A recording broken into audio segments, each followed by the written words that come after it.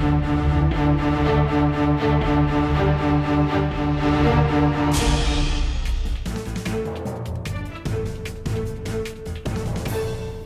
Case ക്ലൈമാക്സിലേക്കോ എന്നാണ് super prime time ആദ്യം ചർച്ച ചെയ്യുന്നത്. അതിഥികളിലേക്ക് പോകുന്നതിന് മുൻപ് താരങ്ങളുടെ ചോദ്യം ചെയ്യൽ നടക്കുന്ന ആലുവ പോലീസ് ക്ലബിന് മുന്നിൽ നിന്ന് ബിനിൽ, അമ്മയുടെ എക്സിക്യൂട്ടീവ് യോഗം ചേരുന്ന എറണാകുളത്തെ ക്രൗൺ പ്ലാസ ഹോട്ടലിന് മുന്നിൽ നിന്ന് ജെയിനസ് രാജു എന്നിവർ തത്സമയം. ബിനിൽ, ഇപ്പോൾ എത്ര മണിക്കൂറായി ചോദ്യം ചെയ്യൽ? എന്തൊക്കെ വിവരങ്ങളാണ് പുറത്തു വരുന്നത്? ഉച്ചയ്ക്ക് 12:45 കൂടിയാണ് നടൻ ദിലീപും നാദിർഷയും ദിലീപിൻ്റെ മാനേജർ അപ്പുണ്ണിയും ആലുവ പോലീസ് ക്ലബ്ബിലെത്തിയത്. ഇപ്പോഴും ചോദ്യം ചെയ്യൽ തുടരുകയാണ്. ഏതാണ്ട് 8.5 മണിക്കൂറോളം നീണ്ട ചോദ്യം ചെയ്യലാണ് ഇപ്പോൾ ഇതുവരെ ഉണ്ടായിരിക്കുന്നത്.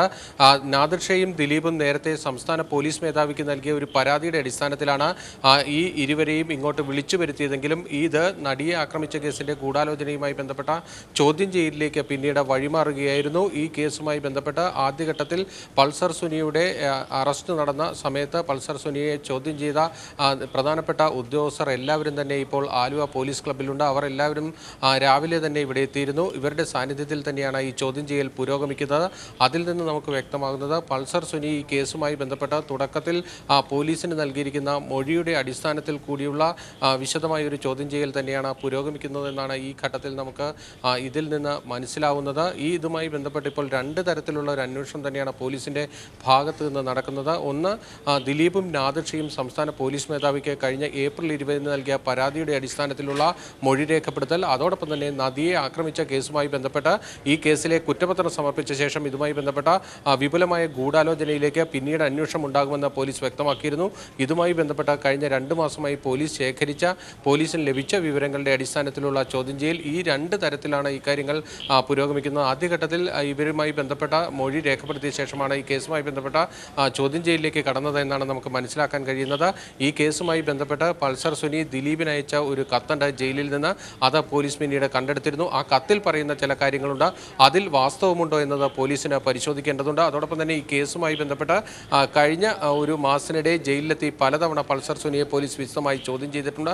ഈ ചോദ്യം ചെയ്യലിൽ ലഭിച്ച വിവരങ്ങളുടെ അടിസ്ഥാനത്തിലുള്ള കാര്യങ്ങളും കൂടി ചോദിച്ചറിയേണ്ടതുണ്ട്. പുതിയ വെളിപ്പെടുത്തലുകളുടെ അടിസ്ഥാനത്തിൽ നടിയിൽ നിന്ന് വീണ്ടും പോലീസ് മൊഴിയെടുത്തിരുന്നു. നടി ചില കാര്യങ്ങൾ പോലീസിനോട് തുറന്നു പറഞ്ഞിട്ടുണ്ട്. ഇക്കാര്യങ്ങളിലടക്കം ഉള്ള വിശദീകരണങ്ങളാണ് ഇപ്പോൾ നടൻ ദിലീപിൽ നിന്ന് പോലീസ് തേടുന്നതെന്നാണ് നമുക്ക് മനസ്സിലാക്കാൻ കഴിയുന്നത്. അതോടൊപ്പം തന്നെ ബ്ലാക്ക്മെയിൽ കേസുമായി ബന്ധപ്പെട്ട പരാതിയുമായി ബന്ധപ്പെട്ട കാര്യങ്ങളിൽ വിശദാംശങ്ങളും തേടിയിട്ടുണ്ട്. ഇത്തരത്തിൽ ദിലീപിൻ്റെയും നാദിർഷയുടെയും പരാതിയിൽ ഒരു കേസെടുക്കണമെങ്കിൽ അത് എക്സ്ട്രോഷൻ ആയിരിക്കണം പോലീസ് കേസെടുക്കേണ്ടത്. ഇവരുടെ മൊഴി രേഖപ്പെടുത്തിയ ശേഷം മാത്രമായിരിക്കും ഇക്കാര്യത്തിലൊരു കേസ് നിലനിൽക്കും. അത്തരത്തിലൊരു FIR ഇട്ട് അന്വേഷണമായി മുന്നോട്ട് പോകേണ്ടതുണ്ടോ, അല്ലെങ്കിൽ ഈ നടിയെ ആക്രമിച്ച കേസിൻ്റെ ഗൂഢാലോചനയുമായി ബന്ധപ്പെട്ട കേസിൻ്റെ ഭാഗമായി തന്നെ ഇത് അന്വേഷിക്കേണ്ടതുണ്ടോ തുടങ്ങിയ കാര്യങ്ങൾ പോലീസ് തീരുമാനിക്കുക. എന്തായാലും ഈ നടിയെ ആക്രമിച്ച കേസുമായി ബന്ധപ്പെട്ട അതിൻ്റെ പിന്നിലെ വിപുലമായ ഗൂഢാലോചനയിലേക്ക് കൂടി ഈ കേസിൻ്റെ അന്വേഷണം നീണ്ടിരിക്കുന്നുവെന്നാണ് നമുക്ക് ഈ രാത്രിയിൽ മനസ്സിലാകുന്നത്. എന്തായാലും 8.5 മണിക്കൂറോളം നീണ്ട ഒരു വിപുലമായ ചോദ്യം ചെയ്യൽ ഈ കേസുമായി ബന്ധപ്പെട്ട തുടക്കം മുതലേ ഉണ്ടായിരുന്ന പ്രധാനപ്പെട്ട അന്വേഷണ ഉദ്യോഗസ്ഥരുടെ എല്ലാം സാന്നിധ്യത്തിലാണ് ഈ കേസിൻ്റെ ചോദ്യം ചെയ്യൽ നടക്കുന്നത് എന്ന പ്രത്യേകതയുമുണ്ട്. ഈ നടനടക്കം സംശയത്തിന് നിഴലിലാണെന്ന് പ്രാഥമികമായി കരുതാൻ കഴിയുമോ ബിനിൽ? അതുപോലെ അസാധാരണമല്ലേ ഇത്ര മണിക്കൂറുകൾ നീളുന്ന ഒരു ചോദ്യം ചെയ്യൽ? ഈ കേസുമായി ബന്ധപ്പെട്ട് വളരെ പ്രധാനപ്പെട്ട പല കാര്യങ്ങളും പോലീസിന് അറിയാനുണ്ട്. അതുകൊണ്ട് തന്നെയാണ് ഈ ചോദ്യം ചെയ്യൽ നീണ്ടുപോകുന്നതെന്നാണ് നമുക്ക് മനസ്സിലാക്കാൻ കഴിയുന്നത്. അതോടൊപ്പം തന്നെ ഈ മൊഴി രേഖപ്പെടുത്തുന്നതോടൊപ്പം തന്നെ ഇതിൽ സംശയങ്ങൾ അപ്പോൾ ദൂരീകരിച്ചും പോകുന്നുണ്ട്. അതുകൊണ്ട് തന്നെ ഇത് രേഖപ്പെടുത്തി എടുക്കുന്നതിനുള്ള ഒരു കാലതാമസവും ഉണ്ടാകുന്നുണ്ടെന്നാണ് നമുക്ക് മനസ്സിലാക്കാൻ കഴിയുന്നത്. അതോടൊപ്പം തന്നെ ദിലീപിനൊപ്പം തന്നെ നാദിർഷയുടെയും അതോടൊപ്പം അപ്പുണ്ണിയുടെയും ചോദ്യം ചെയ്യൽ പോലീസിന് പൂർത്തീകരിക്കേണ്ടതുണ്ട്. ജയിലിൽ നിന്ന് പൾസർ സുനി മൊബൈലിൽ വിളിച്ചിരിക്കുന്നത് നാദിർഷയും അതോടൊപ്പം അപ്പുണ്ണിയുമാണ്. ഇവരെ നിരവധി തവണ ഇവർ ബന്ധപ്പെട്ടിട്ടുണ്ട് എന്ന് തന്നെയാണ് ഈ ഫോൺ കോൾ വിശദാംശങ്ങളിൽ നിന്ന് പോലീസിന് മനസ്സിലായിരിക്കുന്നത്. അതുകൊണ്ട് തന്നെ ഇക്കാര്യങ്ങളിലെല്ലാം തന്നെ ഒരു വിശദമായ ചോദ്യം ചെയ്യൽ പോലീസിന് ആവശ്യമാണ്. അതോടൊപ്പം ഈ കേസുമായി ബന്ധപ്പെട്ട് പിന്നീട് പുറത്തു വന്നിരിക്കുന്ന പല വിവരങ്ങളുമുണ്ട്. അതിനെല്ലാം തന്നെ വിശദീകരണം ദിലീപിൽ നിന്ന് ആവശ്യപ്പെടേണ്ടതുണ്ട്. ദിലീപ് ഈ ചോദ്യം ചെയ്യലുമായി ബന്ധപ്പെട്ട ഈ ആലുവ പോലീസ് ക്ലബ്ബിലേക്ക് പുറപ്പെടുന്നതിന് മുമ്പ് പല സുഹൃത്തുക്കളുമായി ബന്ധപ്പെട്ടിരുന്നു. അദ്ദേഹം ഈ കേസുമായി ബന്ധപ്പെട്ട് തനിക്ക് പറയാനുള്ള എല്ലാ കാര്യങ്ങളും പോലീസിന് മുന്നിൽ പറയുമെന്ന് പറഞ്ഞിട്ടുണ്ട്. അതോടൊപ്പം തന്നെ ഈ കേസുമായി കേസുമായി ബന്ധപ്പെട്ട് ഏത് തരത്തിലുള്ള അന്വേഷണവുമായി സഹകരിക്കാൻ തയ്യാറാണ്, ശാസ്ത്രീയ പരിശോധന അടക്കമുള്ള എല്ലാത്തരം അന്വേഷണങ്ങൾക്കും താൻ വിധേയനാകാൻ തയ്യാറാണെന്ന് പരസ്യമായി തന്നെ പ്രഖ്യാപിച്ചിട്ടുണ്ട്. അതടക്കമുള്ള കാര്യങ്ങൾ അദ്ദേഹം അന്വേഷണ ഉദ്യോഗസ്ഥർക്ക് മുന്നിൽ വിശദീകരിക്കാനുള്ള സാധ്യതയും നിലനിൽക്കുന്നുണ്ട്. മലയാള ചലച്ചിത്ര മേഖലയിലെ തന്നെ ചിലർ തന്നെ ഇത്തരത്തിൽ ഈ കേസുമായി ബന്ധപ്പെട്ട് തന്നെ പ്രതിസ്ഥാനത്തേക്ക് കൊണ്ടുവരുവാൻ ശ്രമിക്കുന്നുവെന്ന ആക്ഷേപം അദ്ദേഹത്തിനുണ്ട്. അതുമായി ബന്ധപ്പെട്ടുള്ള വ്യക്തികളുടെ പേരടക്കം താൻ പറയുമെന്നാണ് അദ്ദേഹം ആലുവ പോലീസ് ക്ലബ്ബിലേക്ക് പോകുന്നതിന് മുമ്പ് പല സുഹൃത്തുക്കളോടും പറഞ്ഞിരിക്കുന്നത്. അതുകൊണ്ട് തന്നെ മലയാള ചലച്ചിത്ര മേഖലയുമായി ബന്ധപ്പെട്ട പലരുടെയും പേരുകൾ ഈ കേസുമായി ബന്ധപ്പെട്ടുള്ള ചോദ്യം ചെയ്യലിൽ ഉയർന്നു വരാനുള്ള സാധ്യതയുണ്ട്. അങ്ങനെയെങ്കിൽ ഈ കേസ് മറ്റൊരു തലത്തിലേക്ക് പോകും. ദിലീപിൻ്റെ ചോദ്യം ചെയ്യൽ കൊണ്ട് ഈ കേസ് അവസാനിക്കാനുള്ള സാധ്യതയില്ല. ഈ കേസുമായി ബന്ധപ്പെട്ടുള്ള തുടർ കാര്യങ്ങളിലേക്കും കൂടുതൽ അന്വേഷണം നടക്കേണ്ടി വരും. മലയാള സിനിമയിലേക്ക് തന്നെ കൂടുതൽ ആഴത്തിലുള്ള അന്വേഷണം ഉണ്ടാകാനുള്ള സാധ്യതയും അങ്ങനെയെങ്കിൽ നിലനിൽക്കുന്നുണ്ട്. ബിന്നിലാണ് ആലുവ പോലീസ് ക്ലബിന് മുന്നിൽ നിന്ന് ഏറ്റവും പുതിയ വിവരങ്ങൾ നൽകിയത്. ജെയിനിലേക്ക്. ജെയിൻ, എപ്പോഴാണ് അമ്മയുടെ എക്സിക്യൂട്ടീവ് യോഗം ചേർന്നത്? ഇവിടെ ഇപ്പോൾ ഒരു അസാധാരണ സാഹചര്യമാണ്. ഇത് ചർച്ച ചെയ്യാതെ നാളത്തെ ജനറൽ ബോഡി എന്തൊക്കെ വിഷയങ്ങൾ ആണ് ആലോചിക്കേണ്ടത് എന്നതിലേക്ക് മാത്രമായി ഈ അമ്മ എന്ന താരസംഘടനയുടെ കൂടിയാലോചനകൾ അവസാനിക്കുമോ?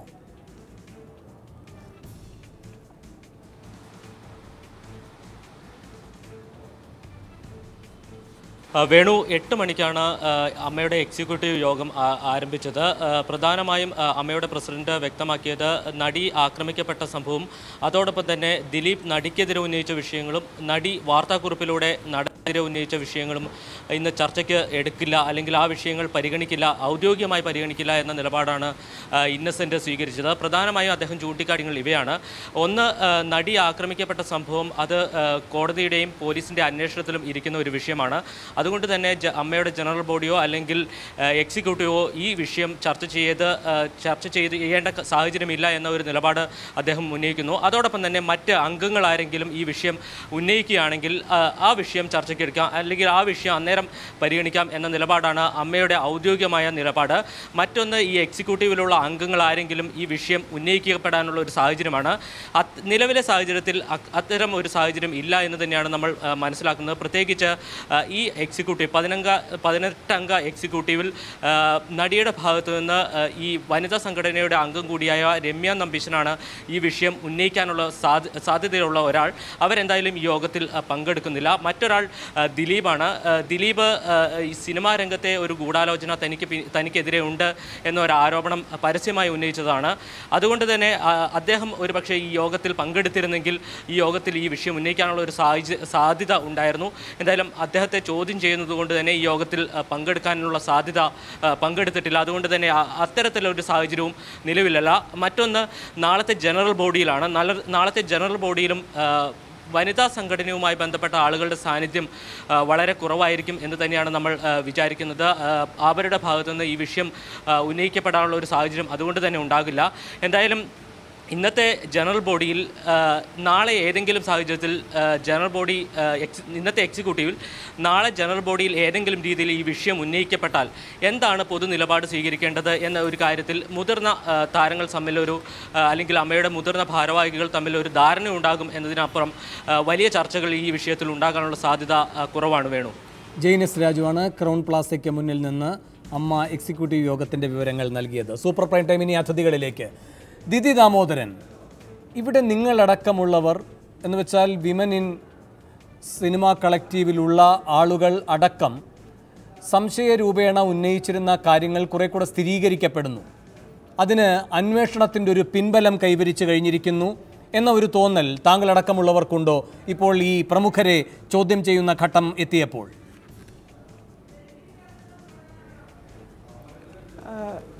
ഇതിലൊരു കറക്ഷൻ ഉണ്ട് വേണു. അതായത് അങ്ങനെ സംശയരൂപേണ ഏതെങ്കിലും ആൾക്കാരുടെ പേര് ഒന്നും നിർദ്ദേശിച്ചിട്ടില്ല WCC എന്ന് പറയുന്ന. ആകെ ചെയ്തിട്ടുള്ളത് ഒരു പരാതി പറഞ്ഞു. അതാണ് ഇതിൻ്റെ എല്ലാ അട്ടിമറിയുടെയും തുടക്കമെന്ന് തോന്നുന്നു. കാരണം ഇത് വളരെ പ്രധാനമാണ്. കാരണം ഞങ്ങൾ ചെയ്തതിൻ്റെ റിപ്പക്കേഷൻസ് കാണുമ്പോഴാണ് ഇത് എന്തൊരു വലിയ കാര്യമായിരുന്നു ചെയ്തതെന്ന് ഇപ്പോഴാണ് തിരിച്ചറിയുന്നത്. കാരണം രമ്യ നമ്പീശൻ എന്ന് പറയുന്ന ഒരു വ്യക്തി ആ അമ്മയിലെ എക്സിക്യൂട്ടീവ് അംഗമായിരുന്നുവെന്ന് ആരും അറിഞ്ഞിരുന്നില്ല.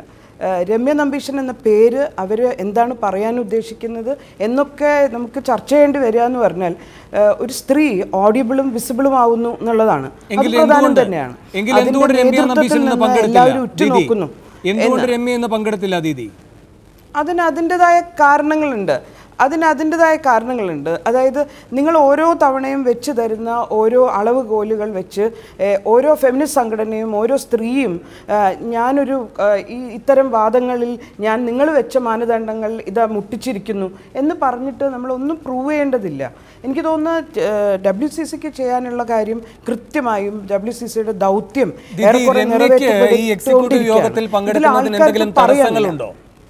അല്ലെങ്കിൽ വിട്ടു നിൽക്കുക വഴി എന്തെങ്കിലും സന്ദേശം നൽകാൻ രമ്യ ഉദ്ദേശിക്കുന്നുണ്ടോ? അല്ല, ഇതിൻ്റെ മുമ്പേ എത്ര തവണ രമ്യ പങ്കെടുത്തിട്ടുണ്ട്, എത്ര തവണ പങ്കെടുത്തിട്ടില്ല, അതൊന്നും നമ്മൾ ചെക്ക് ചെയ്യുന്ന പോലുമില്ല. ഇപ്പോഴും രമ്യ ഷൂട്ടിങ്ങിലാണ്. ആ ഒറ്റ കാരണം കൊണ്ടാണ് രമ്യ അതിൽ നിന്ന് മാറി നിൽക്കുന്നത്. പക്ഷേ രമ്യയുടെ പ്രസൻസ് നമുക്ക് പ്രസക്തമാവുന്നു എന്ന് പറയുന്നത് സ്ത്രീകളുടെ സംഘടന എന്ന് പറയുന്നു. ഐക്യപ്പെടൽ എന്ന് മാത്രമേ പറയാൻ പറ്റുള്ളൂ, അതിനെ സംഘടന എന്ന് പോലും വിളിക്കാൻ പറ്റില്ല. പിന്നെ ആദ്യം പറഞ്ഞ ഈ സംശയത്തിൻ്റെ നിഴലിൽ നിർത്തുക എന്ന് പറയുന്നത് തെറ്റാണ്. ഇതൊരു ഫാക്ച്വൽ ഇററാണ്. അങ്ങനെ ഒരാളെയും സംശയത്തിൻ്റെ നിഴലിൽ നിർത്തിയിട്ടില്ല. ഒരു പരാതി പറഞ്ഞു, ആ പരാതിയിൽ ഇപ്പോഴും നടി ഉറച്ചു നിൽക്കുന്നു, അതിൻ്റെ അകത്ത് സംശയമേ ഇല്ല. പക്ഷേ എനിക്ക് തോന്നുന്നത് എല്ലാ നിലയ്ക്കും എല്ലാവരും ഒന്ന് ഇളകിത്തുടങ്ങി എന്ന് തോന്നുന്നു. ചെറിയൊരു അനുസരണക്കേട്, ചെറിയ ഒരു തിരിഞ്ഞു നിന്നിട്ട്, അതായത് പരിചയമില്ലാത്തൊരു പരിസരമാണ് ഇപ്പോൾ പെട്ടെന്ന് ഇതിൻ്റെ നേതൃത്വത്തിലുള്ളവർക്കൊക്കെ കാണാൻ പറ്റുന്നത്. ഇതിന് മുമ്പേ ഒരു ദളിത് ഇഷ്യൂ ഇതിന് മുമ്പേ പറഞ്ഞു, ജാതിയുടെ ഹൈറാക്കിയെ പറ്റി തിലകൻ ചേട്ടൻ പറഞ്ഞപ്പോൾ അങ്ങനെ ഒന്നേ ഉണ്ടായിട്ടേ ഇല്ല, അങ്ങനെ ഒന്നും മലയാള സിനിമയിൽ ഇല്ല എന്ന മട്ടിൽ ആൾക്കാർ പറഞ്ഞപ്പോൾ നമ്മൾ അത്ഭുതപ്പെട്ടു പോയി. കാരണം ദളിത് സെൻസിറ്റീവ് ആയിട്ടുള്ള എല്ലാവർക്കും അപ്പം തോന്നിയത് മലയാള സിനിമ എന്താ കേരളത്തിലല്ലേ സംഭവിക്കുന്നത് എന്ന് തോന്നിപ്പോയി. അതുപോലെയായത് ഇവിടെ നിന്നിട്ട് ഇട്ടുകൊണ്ടിരിക്കുകയാണ്. എത്രയോ വെറ്ററൻസ് ആയിട്ടുള്ള ആർട്ടിസ്റ്റുകൾ ഇന്നലെ നിങ്ങളുടെ ചാനൽ ചർച്ചയൊക്കെ കാണാനിടയായി. അപ്പോൾ പറയുന്നുണ്ടായിരുന്നു മലയാള സിനിമയിൽ സ്ത്രീക്ക് പ്രശ്നങ്ങളേ ഇല്ല, അങ്ങനെ ഇവിടെ ഒരു ഹൈറാക്കി ഇല്ല, അങ്ങനെ ഡിസ്ക്രിമിനേഷൻ ഇല്ല എന്നൊക്കെ പറയുന്നത് എന്തുകൊണ്ടെന്ന് വെച്ചാൽ അവരെ തിരിച്ചറിയുന്ന പോലും ഇല്ല. അടിമത്തം പോലും ആനന്ദമാണ്. നമുക്ക് ഈ വിഷയത്തിലേക്ക് തന്നെ വീണ്ടും വന്നാൽ, ഇപ്പോൾ നാളെ ജനറൽ ബോഡി യോഗം, മഞ്ജു പങ്കെടുക്കുമോ ജനറൽ ബോഡി യോഗത്തിൽ? അതോ മഞ്ജുവിനും ഇതുപോലെ തന്നെ മറ്റു തിരക്കുകളുണ്ടോ? ഇപ്പോൾ രമ്യ നമ്പീശന് ഷൂട്ടിംഗ് ഉള്ളതുപോലെ. കാരണം ഇപ്പോൾ മഞ്ജു പങ്കെടുക്കില്ല എന്ന വിവരങ്ങളാണ് വരുന്നത്. മഞ്ജു പങ്കെടുക്കുന്നത് ഇതിനു മുമ്പ് മഞ്ജു എത്ര തവണ അമ്മേൻ്റെ യോഗത്തിൽ പങ്കെടുത്തിട്ടുണ്ട് എന്നൊന്ന് അന്വേഷിച്ച് നോക്കൂ. അതായത് ഇപ്പോൾ സോ സ്പെസിഫിക്കലി ഈ പ്രാവശ്യം എന്താണ് നമ്മളെല്ലാവരും ഈ മീറ്റിങ്ങിനെ എത്രയും ഉറ്റുനോക്കുന്നത്? എന്തുകൊണ്ട് എന്നതിന് ലളിതമാണ് മറുപടി ദീദി. എന്തുകൊണ്ടാണ് എന്നതിന് ലളിതമാണ് മറുപടി ദീദി. ഇവിടെ ഇന്ന് ഇന്നസെന്റ് പറയുകയായിരുന്നു, ഒരു നിമിഷം, ഇന്ന് ഇന്നസെന്റ് പറയുകയായിരുന്നു, ചർച്ച ചെയ്യേണ്ട വിഷയമാണെന്ന് പറയുകയാണെങ്കിൽ അവരുടെയൊക്കെ ഇത് മാനിച്ചുകൊണ്ട് അതിനും റെഡിയാണ്. എന്തു വേണം എന്ന് ചോദിച്ചാൽ നമ്മൾ ചർച്ച ചെയ്യും എന്ന് മാത്രം. അപ്പോൾ ഇങ്ങനെ ചോദിക്കാനൊരു ശബ്ദം വേണം. ആ ശബ്ദം അവിടെ ഉണ്ടാകുമോ ഇല്ലയോ എന്നതാണ് ചോദ്യം. അതാണ് ദീദിയുടെ ഈ കൂട്ടായ്മയും പ്രസക്തമാക്കുന്നത്. അത് തീർച്ചയായിട്ടും അത് നാളെ കാണേണ്ട ഒരു കാര്യമാണല്ലോ വേണു. അത് നാളെ തന്നെ കാണേണ്ടതാണ്. മഞ്ജു നാളത്തെ മാത്രം മീറ്റിങ്ങിൽ നിന്ന് മാറി നിന്നു എന്ന് പറഞ്ഞാൽ അതിൽ നിന്നും മാറി നിന്നു എന്ന് പറയുന്നതിന് അർത്ഥമുണ്ട്. മഞ്ജു എത്ര തവണ അമ്മയുടെ മീറ്റിങ്ങിൽ പങ്കെടുത്തിട്ടുണ്ട് എന്നൊന്ന് ചെക്ക് ചെയ്ത് നോക്കിയാൽ മതി. ഇതിലെ പ്രധാനപ്പെട്ട ഒരു കാര്യം ദീദി, ഈ സംഘടന രൂപീകരിക്കപ്പെട്ട ശേഷം നടക്കുന്ന ആദ്യത്തെ എക്സിക്യൂട്ടീവ് ജനറൽ ബോഡി യോഗമല്ലേ ദീദി? അതുകൊണ്ടാണ് ആ ചോദ്യം പ്രസക്തമാകുന്നത്. അതെ, ഒറ്റ മീറ്റിങ്ങിൽ പോലും ഇതിനു മുമ്പ് പങ്കെടുത്തിട്ടില്ലാത്ത ഒരാളെ പറ്റിയാണ് നമ്മൾ ചോദിച്ചുകൊണ്ടിരിക്കുന്നത്. പക്ഷേ നാളത്തെ കാര്യം നാളെ കഴിഞ്ഞ് തന്നെ വേണം പറയാൻ. നാളെ ജസ്റ്റ് വെയിറ്റ് ആൻഡ് വാച്ച്. നാളെ എന്താണ് ഒറ്റ യോഗത്തിലും പങ്കെടുത്തിട്ടില്ല എന്ന് പറയുമ്പോൾ അതിനുശേഷം ഉണ്ടായ സാഹചര്യ മാറ്റങ്ങളുണ്ട്. അത് തീരുമാനങ്ങളെ സ്വാധീനിച്ചിട്ടില്ലേ എന്നതാണ് ഈ ചോദ്യത്തെ പ്രസക്തമാക്കുന്നത്. നിങ്ങളൊരു കൂട്ടായ്മ ഉണ്ടാക്കുന്നു, അത് അവരുടെ തീരുമാനത്തെ സ്വാധീനിക്കില്ലേ? നിങ്ങൾ മുഖ്യമന്ത്രിയെ കാണുന്നു, അത് തീരുമാനങ്ങളെ സ്വാധീനിക്കില്ലേ? നിങ്ങൾക്കൊരു കളി നിയമമുണ്ട്. നിങ്ങൾ ആ കളി നിയമം അനുസരിച്ച് ചെയ്യാൻ പറഞ്ഞുകൊണ്ടിരിക്കുകയാണ്. WCC ഫോം ചെയ്യുമ്പം ചേഞ്ച് ചെയ്യാൻ ശ്രമിക്കുന്നത് കളിയിൽ പേരുകൾ മാറ്റാനല്ല. നമ്മൾ ഇപ്പോഴും ശ്രമിച്ചുകൊണ്ടിരിക്കുന്നത് ആ ബേസിക് സ്ട്രക്ചർ മാറ്റാനാണ്. നിങ്ങൾക്ക് പരിചയമില്ലാത്ത കളി നിയമങ്ങളായതുകൊണ്ടാണ് ഇത് നിങ്ങളെ മാത്രം അലട്ടുന്നത്. അത് WCCയിലെ ഒരു വ്യക്തിയെയും അത് അലട്ടുന്നില്ല. എല്ലാവരും ആ നിലയ്ക്ക് തന്നെ വളരെ കൃത്യമായിട്ട് നല്ല ധാരണയുള്ളവരാണ്. ശരി. അപ്പോൾ നിങ്ങളെ ആരെയും ഇത്തരം കാര്യങ്ങളൊന്നും അലട്ടുന്നില്ല അപ്പോൾ ഇത് അനാവശ്യമായ ഒരു ആശങ്കയാണ് എന്നാണ് നിങ്ങളുടെ ബോധ്യമെങ്കിൽ ശരി.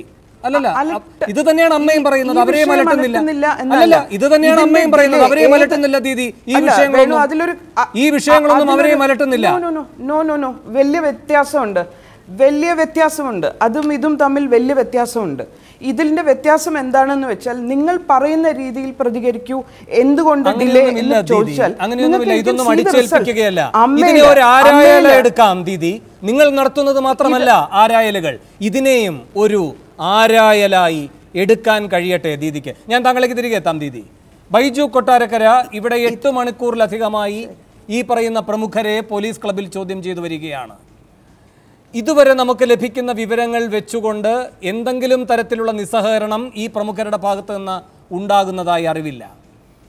അപ്പോൾ ഇവരെ നിഴലിൽ, സംശയത്തിൻ്റെ നിഴലിൽ കൂടുതൽ ആധികാരികമായി നിർത്താൻ കഴിയുന്ന സാഹചര്യമാണ് എന്ന് ബൈജുവിന് വിലയിരുത്താൻ കഴിയുന്ന വിവരങ്ങൾ എന്തെങ്കിലും ഉണ്ടോ?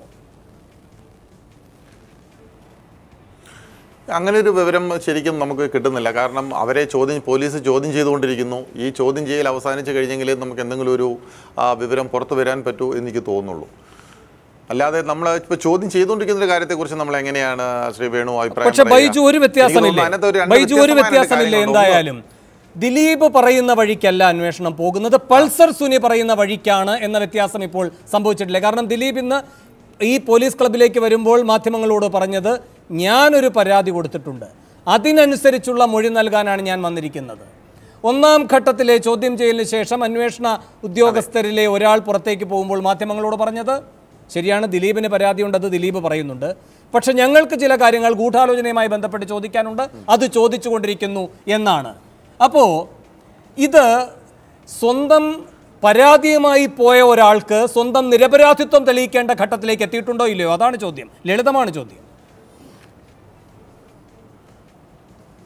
അത് എനിക്ക് തോന്നുന്നു അത് പിന്നെ ദിലീപ് ഇന്നലെ പറഞ്ഞതിലും ഇന്ന് രാവിലെ പറഞ്ഞതിലും ഒരു ചെറിയ വ്യത്യാസമുണ്ടെന്ന് പറഞ്ഞാൽ പോലീസ് പറയുന്നതായിട്ട് നമ്മൾ വാർത്തകൾ മൊത്തം കാണുന്നത് പോലീസിൻ്റെ ആ ഗൂഢാലോചനയെക്കുറിച്ചുള്ള അന്വേഷണത്തിന് മേലാണ് ചോദ്യം ചെയ്യുന്നത്. അതിൻ്റെ വിശദാംശങ്ങൾ കിട്ടിയല്ലാതെ പോലീസ് അതിൽ നിന്ന് പിന്മാറുമെന്ന് എനിക്ക് തോന്നുന്നില്ല. അപ്പോൾ ആ ഗൂഢാലോചനയെക്കുറിച്ചുള്ള കാര്യങ്ങൾ ചോദ്യം ചെയ്ത് കൊണ്ടുവരുമ്പോഴേക്കും ഈ ദിലീപ് പറഞ്ഞതിലുള്ള വ്യത്യാസം ഇതാണ്, എൻ്റെ കേസിൽ ചോദ്യം ചെയ്യാൻ എന്നെ വിളിച്ചിരിക്കുന്നു എന്ന് പറയുമ്പോൾ പോലീസ് പറഞ്ഞിരിക്കുന്നു അതിലല്ല വിളിച്ചിരിക്കുന്നത് ഗൂഢാലോചനയെക്കുറിച്ച് ചോദ്യം ചെയ്യാനാണ്. അപ്പോൾ അത് തമ്മിലൊരു വ്യത്യാസം, ഒരു പ്രകടമായ വ്യത്യാസം തന്നെയാണ്. അതിനകത്ത് ഈ 8 മണിക്കൂറിലധികം ചോദ്യം ചെയ്തു എന്ന് പറയുമ്പോൾ ദിലീപ്